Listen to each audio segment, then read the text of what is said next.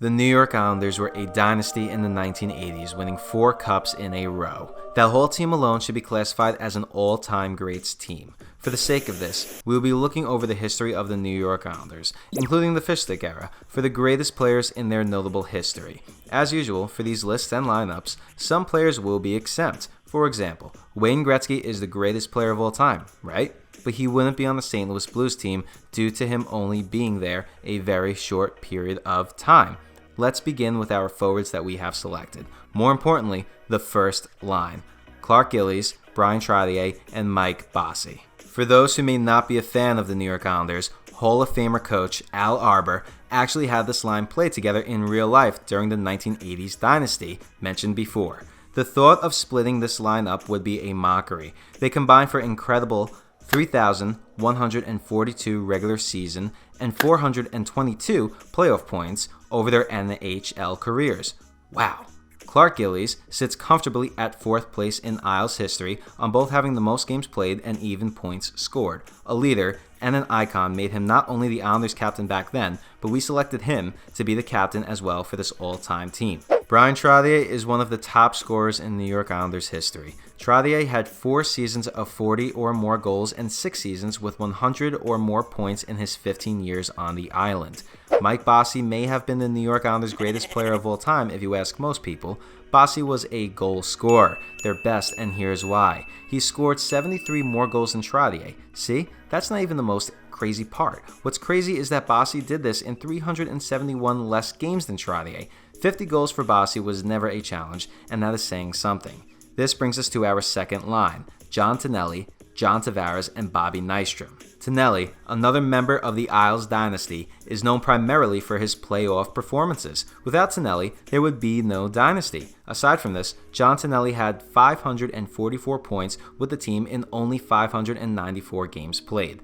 John Tavares. This may hurt, we know. But the stats are stats, right? How he left may have plagued his career. However, he was and will forever have notched his mark on the Isles history books. Tavares is the second leading scorer center in New York Islanders history behind none other than Bryan Trottier. He is also credited with both goals that won the Isles playoff series win drought against the Florida Panthers a few seasons before his departure. Bobby Nystrom, or Mr. Islander, will forever be the man who scored the most important goal in franchise history. The team even hands out an annual award named after him. Did you know he signed his first contract in the parking lot of the Coliseum? Probably not. The third line gets a little more interesting.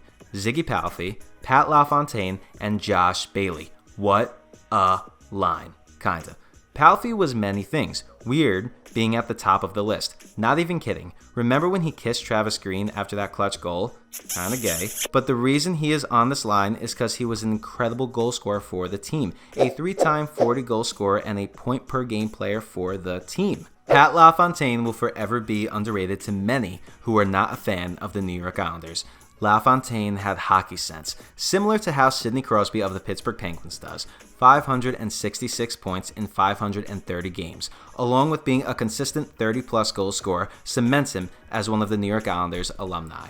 Josh Bailey. Some will agree with this, others will hate this. Actually, most will hate this. Actually, I think everyone's going to hate this. But love him or not, Bales is probably the most loyal player this team has ever had play for them. While fans criticized, mocked, and even created a song for him about not scoring goals, now used for when he does, Bailey never requested a trade, never thought about even leaving. Josh Bailey has had a roller coaster of a career. It did take him time to get into his groove though, maybe longer than it should have. But if Bailey keeps this up and decides to finish out his career here, there'll be a couple records he breaks of the former New York Islander greats. The fourth line was the hardest for a couple of reasons actually. Trust me, I know a lot of people, including Butch Goring, may be upset the fourth line isn't the identity line, consisting of Matt Martin, Casey Zizekas, and even Cal Clutterbuck, so I apologize in advance. The fourth line consists of Brent Sutter, Matt Barzal, and without a doubt, Butch Goring. I know, a lot of centers, but what did you expect? Brent Sutter may have not been a lifelong Islander, but he was still able to snag a 100-point season, 2 Stanley Cups, and become the New York Islanders captain after the retirement of Dennis Potvin. Matt Barzal has only recently become the face of the franchise after the departure of John Tavares, aka Pajama Boy. Barzy is still young and has a long career ahead of him. With the 250 plus games he has under his belt right now with the team, he has already managed to become a Calder Trophy winner, led the team in points, attended his first NHL All-Star game, and put up 207 points so far in 234 games as an Islander. You cannot have a New York Islanders list without honoring the legend, Butch Goring. Before the Islanders, Goring was a staple to the Los Angeles Kings. His impact after he was traded to the New York Islanders in the 1980s was nothing less than tremendous. Known as the missing piece to the Islanders' Stanley Cup run years, served the veteran presence that the team oh so desperately needed. Not only known as Bill Torrey's standout trade, but the Islanders' greatest trade of all time. It hurts to leave names like Okposo, Flatley, King, and even Lee off of here, but it's time to move on to defense. The first defense pair for the New York Islanders is no secret. Who other than Dennis Potvin and Stefan Pearson? 1973 first overall draft pick, Dennis Potvin. Hands down, the greatest defenseman to ever wear an Isles sweater. He was everything an NHL team would want, a hardworking, physical, and level-headed offensive defenseman. Not only was he named captain of the franchise, but served as the key component to the Islanders' Cup days. Pearson is a name we haven't heard of in a long time, it seems. Another member of the Isles Cup run years, he was a 6'1" defender who was always more on a shutdown mentality. Loved by coaches and teammates, proved Europeans were just as good at hockey as anybody else was. Our second pairing of D-men is Ken Morrow and Kenny Johnson. The Kenny takeover, if you will. Probably the most sturdy and steady defenseman in Isles history would have to be Ken Morrow, playing once again for all their Cup years. Morrow was never a in-your-face, puck-hog, or even flashy-style kind of player. He was a tough, lockdown, where you need him to be kind of player, and with that locks him down as the second pairing man.